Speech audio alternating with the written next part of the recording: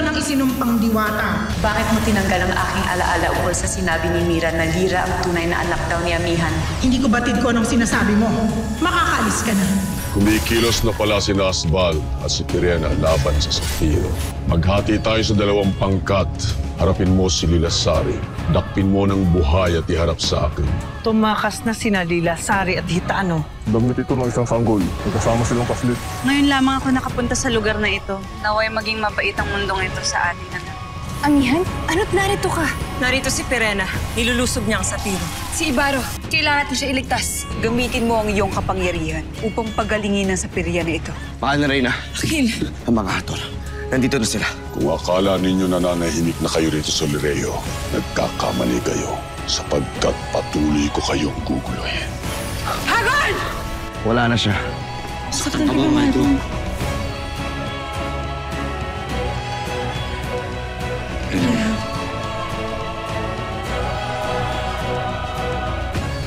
Lena. Amihan, paano ako napunta dito? Ano nangyari? Hindi mo alam? Hindi ba't sabay kayong tumakas ni Amihan sa Sapiro? Oo, Alena. Upang mapagamot si Ibrahim at malalim ang sugat niya kanina. Mabuti na lang at nagamot ni Danaya. Mabuti at buhay pa siya nang dinala sa akin. Dahil kung hindi, baka hindi mo na siya naabutan pa. Hindi yan nabanggit sa akin ni Pirena. Kaya ka ba umalis ng Sapiro? Hindi ba nakarating sa'yo ang aking bilin kay Wontok? Nababalikan kita. Wala akong natanggap na bilin, Amihan. Iba ang iniulat sa akin ni Pirena. At nakinig ka naman sa balita ng sukab nating kapatid. Sa palagay ko, kinakailangan ko na magbalik ng Sapiro. Sasama ako.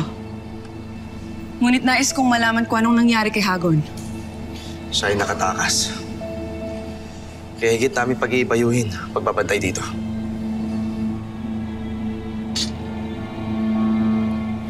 Ganun balik na tayo sa Sapiro. Buhay pa ba si Asbal?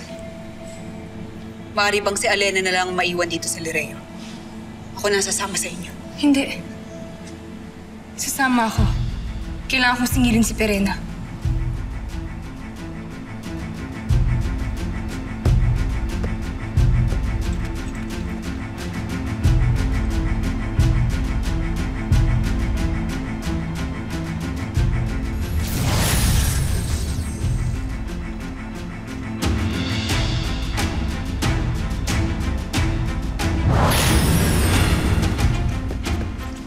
Tawag pa kayo ng mga kawal.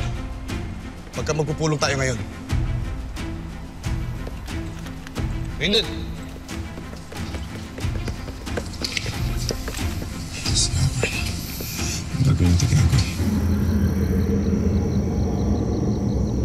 Sasaliksikin namin ang buong palasyo.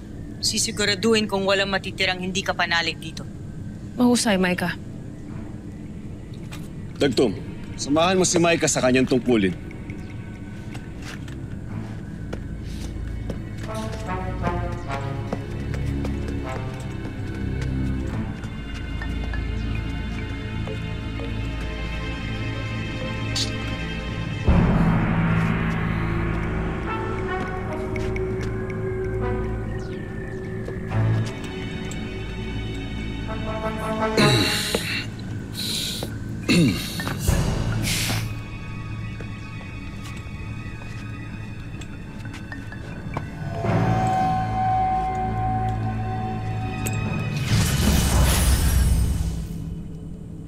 Mayroon ka na agad na bisita, mahal na Reyna.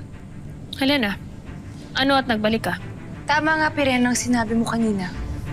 Na magkasama si Emina at Ibaro. Ngunit hindi ibig ng iyong gustong palabasin.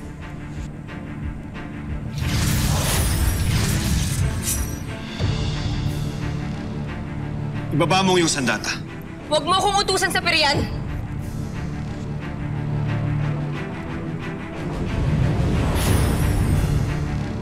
Alena! Amihan. Pirena! Asbal, alam mong wala kang laban sa aking kapangyarihan. Kaya wag na natin patagalin to. Sumuko ka na lang sa tunay na tagapagmana ng Sapiro.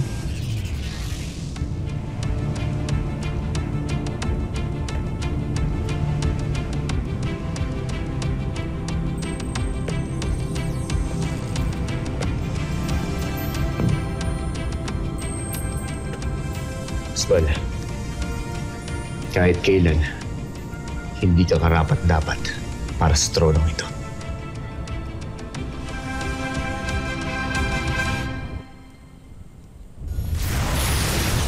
Bitawan mo ko! Sinayang mo ang pagkakataon upang maging magkapanalig tayo. Kaya't patawarin mo ako sa aking gagawin ito. Ngunit kinakailangan. Pirena. Pirena, anong gagawin mo? Pirena! Traitor ka!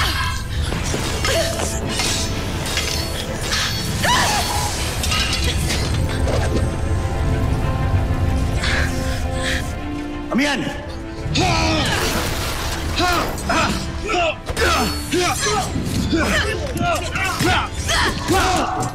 Pirena! Pirena! Pirena! Pirena! Pirena! Isuko mo sa akin ang iyong brilyante kung ibig mong huwag matupok. Wala ka mapapala sa akin, Pirena! Huwag kang hibang, Alena! Mabawi mo man ang sapiro, ngunit wala kang mapapala kay Ibarra. Ako na lamang ang tulungan mo. Ibigay mo sa akin ang iyong brilyante. Pirena! Pirena! Pirena! Alena! Amihan! Tulungan mo si Elena! Asbal, sinabi nang hindi ka karapat-dapat dyan!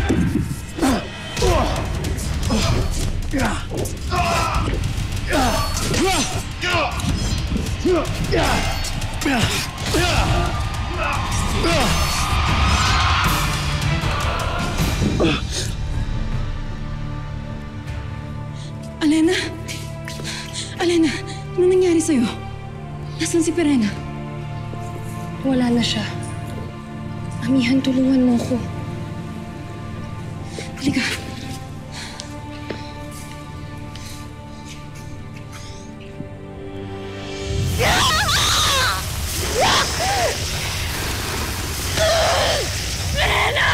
Hindi kita pakakawalan hanggat hindi kita tuluyang nasasaktan.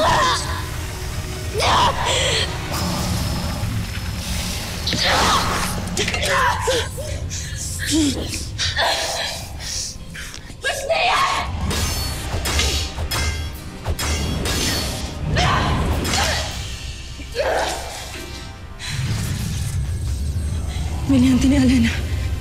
Anong ginawa mo sa kanya?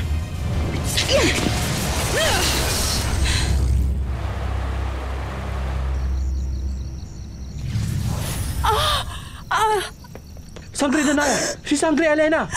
Alena! Sangre Elena, sugatan ka. Anong nangyari?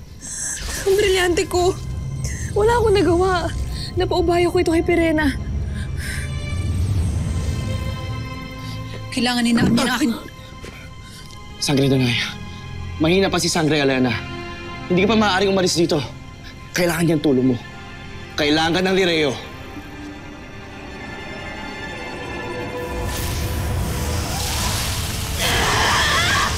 Ramdam ko na nanghihina ka na. Kaya't batid ko na ako na mananalo sa pagkakataong ito.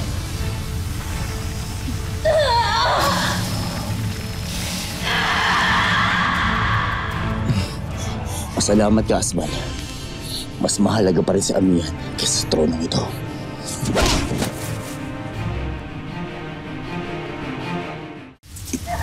Amihan!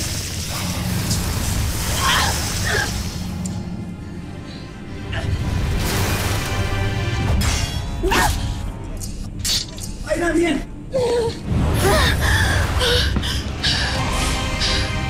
Pasleya!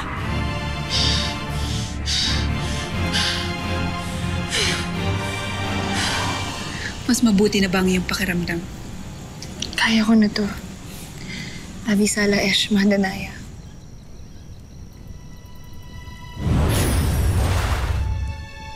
Amihan, Malalang sugat ay Amihan. dali niyo siya sa silid. Ayan, tayo na.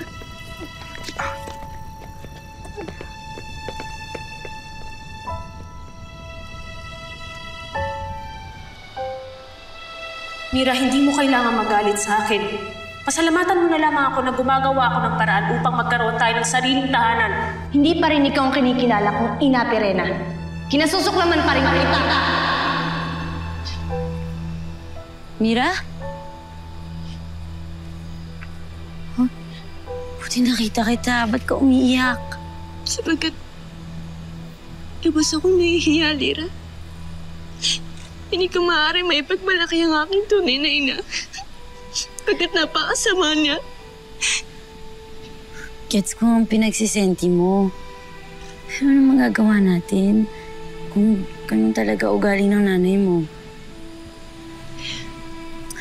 Pero alam mo, sa tingin ko, hindi naman siya sobrang sama eh. May kabutihan pa rin sa kanya. Kahit nga lang, sobrang nakatago pa. Kaya, kailangan mo pang hukayin at kalkalin bago lumabas. Pero tinitiyak ko, meron talagang kabutihan sa iyong ina. At paano ka na kasi siguro? Kaya sa'yo, Mira, hindi pwedeng magbunga ng isang mabuting anak ang isang ina na tunay na masama. At mabuti kang nilalang. Kaya alam ko, may kabutihan pa rin talaga sa nanay mo.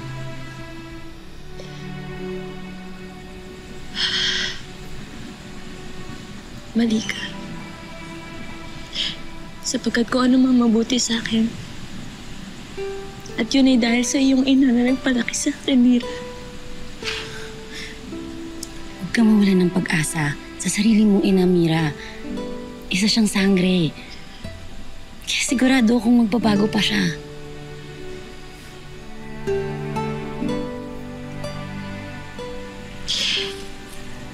Nais kong maniwala sa mga sinasabi mo. Ngunit hindi ko magawa. Kaya tama na.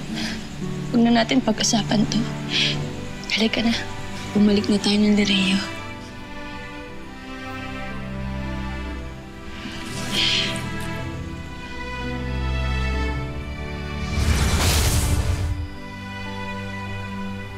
Cassiopeia? Sumunod kayo sa akin ngayon din.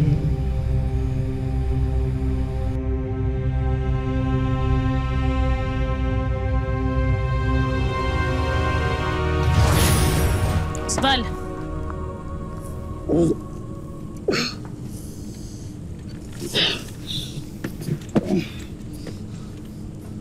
Mabuti at may tinira pa sila dito. Asan sila? Wala na sina Ibrahim at Amihan. Nagtagumpay tayo, Asval. Salamat sa brilyanteng ito. Atin ang sapiro.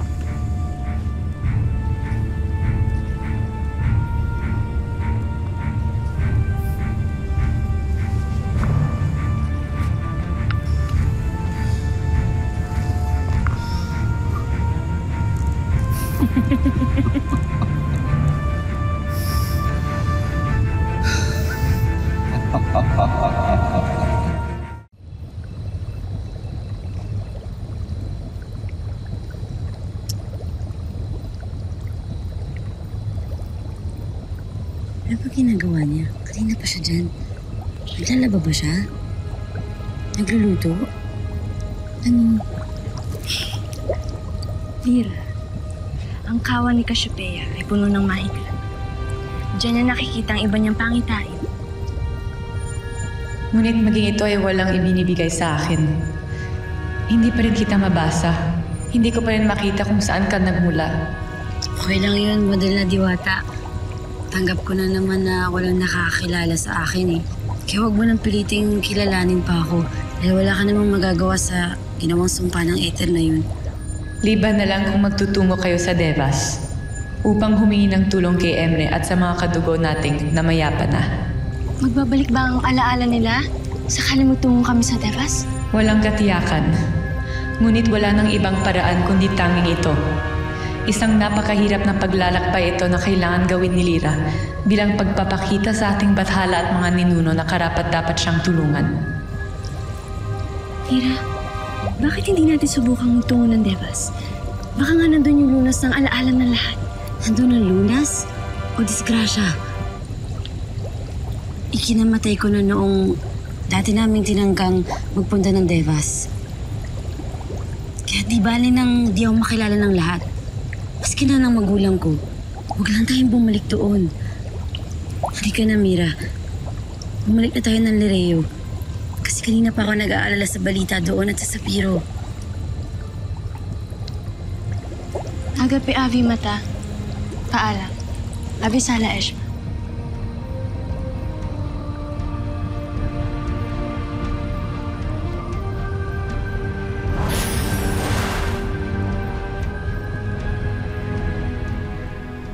Bumagsak ang Sapiro dahil sa panaloko mo ni Perena sa akin.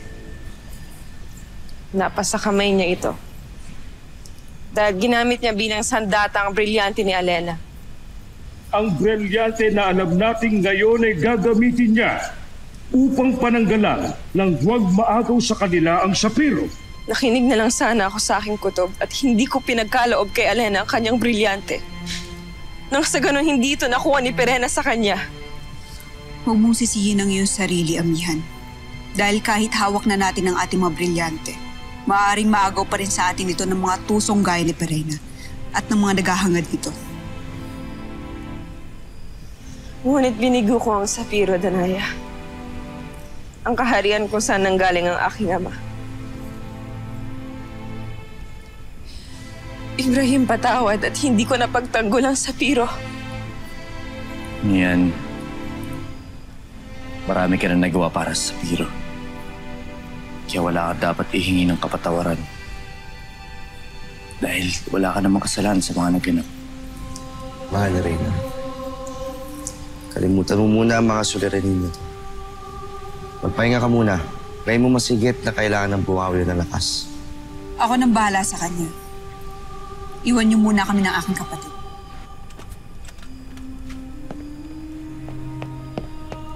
Mas nesera, mahal na Reyna.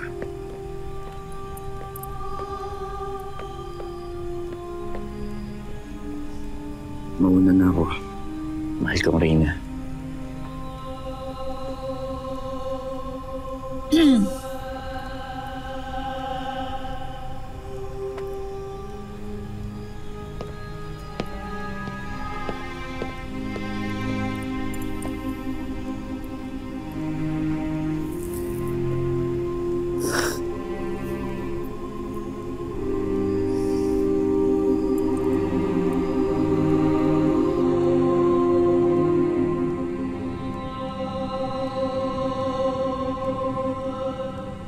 Asval, paano mo tatanggalin kay Perena ang korona at trono? Dahil nasa kanya na isang brilyante. Tiwala ka sa akin, Dagtong. Hindi rin magtatagal ang pagdiriwang niya.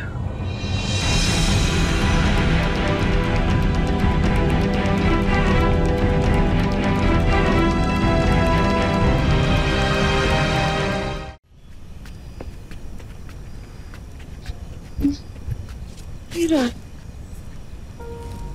Sabi sa Eshma at ligtas kayo. Mira, hindi pa ako pwedeng mawala. Pagkat kagabayan pa kita.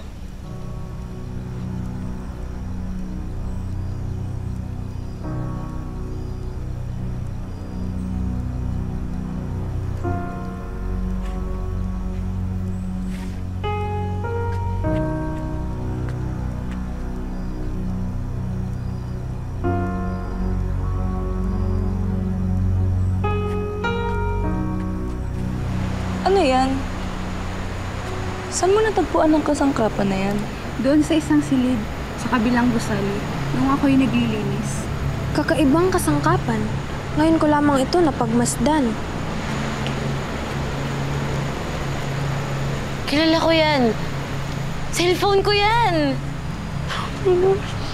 Hindi ako naniniwalang sa'yo yan. Lalo na't baguhan ka pa lamang dito. Kaya't akin na yan. Uy! Uy! Akin na nga! Akin to eh! Hindi sa'yo. Bitawan mo. Akin to. Saan mo ito nakita? Akin to. Hoy! Anong kaguluhan to? Nawin niyo kang biguang! Gusto niyo isumbong ko kayo sa Reyna, ha? portre, batang ligaw. Hindi na kayo. Gusto na lang dumating ka, Pau Pau. Salamat, ah. Kung hindi, nakuha na nila itong... Cellphone niya na! Ba't may cellphone ka? Oh, Kambin! Ba't hindi ka makasalita? Nakita ko kasi yung petsa dito, Pau Pau. Huh? Ano petsa na? December na. Ilang araw na lang magpapasko na. Yay! Pasko na! Merry Christmas! Bakit sad ka? Kasi, tiyak na malungkot tong Paskong to.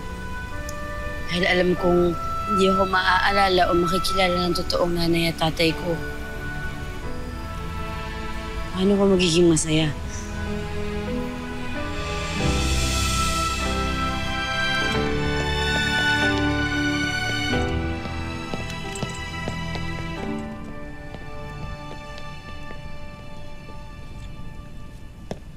Alena, kanina pa kita hinahanap. Nais ko sana magpaalam sa'yo upang hanapin ko sina Wahid at Wantok. Hindi mo na kailangan magpaalam pa, Ibaro. Malaya ka na. Malaya? Ano ibig mong sabihin? Kahit hindi mo sa akin sabihin, batid ko ang tunay mong nararamdaman.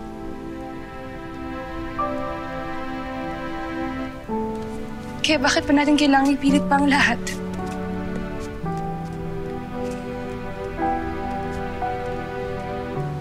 Alena, ano... Alam kong hindi mo ako ibig saktan. Kaya hindi mo magamang magtapat sa akin. Ngunit alam ko ang katotohanan sa inyo ni Amihan. Na mahalaga at mahal niyo ang isa't isa.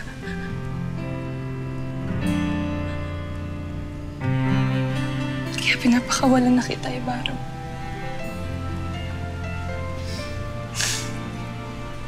Hindi ko na nais na itali pa ang sarili ko sa'yo.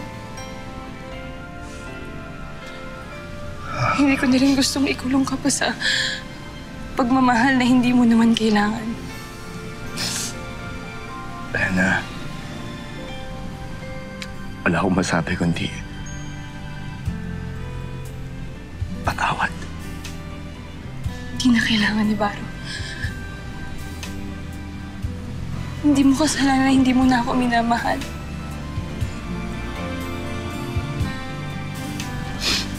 Kaya pinapakawalan na kita. Nang sa ganun ay malaya na rin ako.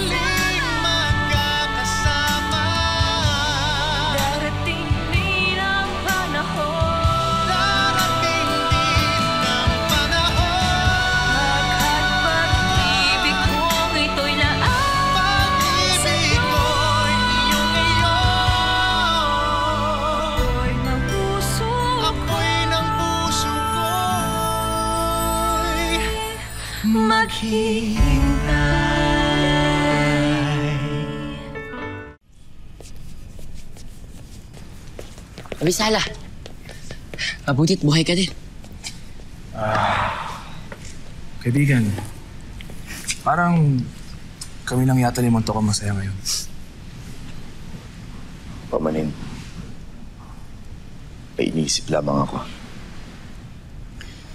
Mana Prinsipe, alam namin na mahirap tanggapin na mabilis maagaw sa iyo ang sapiro. Pero huwag kang mag-alala. May pagkakataon pa upang mabawi natin ito muli. Yan ang tunay kaibigan. Kaya tayo na sa loob. Dahil kanina pa ako yung gutom na gutom ni Wantop. At tayo ay mag-inuman! Tayo na. Tumuloy na kayo. Nakakatiyak ako na hindi kayo pagtatabuhin ng mga diwata. At nais ko rin na dito na kayo manirahan. Kasama ng iba pang mga nakaligtas. Upang sagay ang pagbalik ko, dito kayo babalikan kapag nakahanap na ako ng bagong matutuluyan. Teka. Mahal na prinsipe. Matutuluyan? Para saan pa to? Hindi ba't? Sabi mo hindi naman tayo pagtatabuyan ng mga diwata? Oo. Pero hindi ko nais dito manirahan. Pagkat ayokong isipin ni Alena na sinasamantala ko ang kalayaan na pinagkaloob niya sa akin. At ay hindi ko naibig pang saktan ng kanyang kalooban.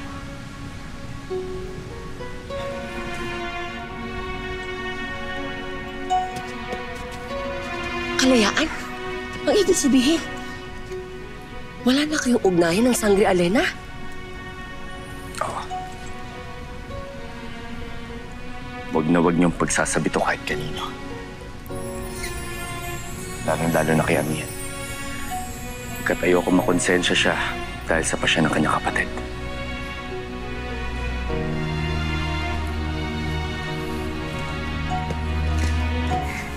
Hindi lang pala palasyo na mula sa ating kaibigan. Kaawang-awa naman si Prinsipe Ibarra.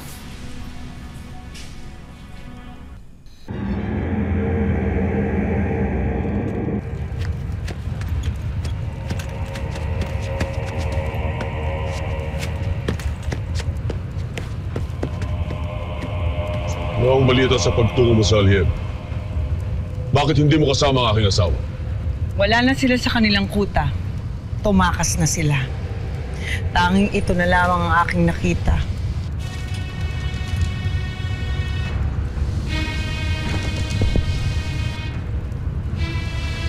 Damit ng isang sanggol. May kasama silang sanggol nang sila ay umalis. Hindi ko batid kung sino ang ama ng bata. Ngunit nakatitiyak ako na anak siya ng dati niyong asawa. Umalis na naman ba ang dama ni Mira? Sabi niya po sa akin, matatagalan po siya bumalik dito. Sana naman nagtungang yung dama, Mira. Handa na akong maglakbay patungong Devas para hanapin ang lunas sa aking problema. Hindi nararapat na makarating sa Devas si Lira! May pinaslang kang nilalang doon na lubhang napakahalaga sa aming magkakapatid. Sino ba ko yung tinutukoy? Si Reyna Mineo. Huwag mong ibigdag sa akin ang kasalanan ng iba. Iyan ang malaki mong suliranin ni Naspal. Batid kong hindi siya magsisinungaling. Kaya't nais kong maniwala na may katotohanan ng sinasabi niyang ikaw ang pumaslang sa aming ina.